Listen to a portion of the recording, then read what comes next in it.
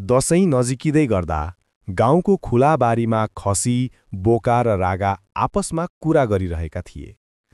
खसीले उदास मुद्रामा भन्यो, "दशैं आउँदा सबै मानिस खुसी हुन्छन्, तर हामीलाई त डर मात्र लाग्छ, किनभने हाम्रो बलि दिने परम्परा छ।" बोका तुरन्तै उत्तर दियो, "हो नि खसी दाइ, दशैंमा मानिसले नयाँ लुगा, मिठा परिकार खान्छन्, रमाइलो गर्छन्, तर हाम्रो ज्यानको मोल बलिदानका नाममा तिर्नुपर्छ।" त्यसपछि रागाले गहिरो स्वरमा भन्यो, "हामीलाई काटेर देवतामा चढाउने मान्यता पुरानो चलन हो। मानिस भन्छन् यसरी गर्दा शक्ति र आशीर्वाद मिल्छ। तर के देवताले वास्तवमै हाम्रो रगत चाहिन्छ होला?"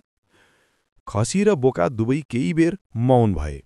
बोका फेरि बोल्यो, "मानिसले चाहेको भए त फूल, फलफूल वा अन्य पूजापाठले पनि आशीर्वाद पाउन सक्छन्, तर हाम्रो दुःखप्रति कसैले ध्यान दिएको छैन।"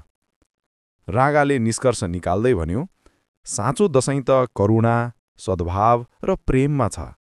यदि मानिसले त्यो बुझ्न सके, हाम्रो बलिदान बिना पनि पर्व अझ महान हुने थियो।" त्यो संवादले उनीहरूको पीडा मात्र होइन, दशैंको वास्तविक अर्थबारे गहिरो प्रश्न पनि उठाउँछ।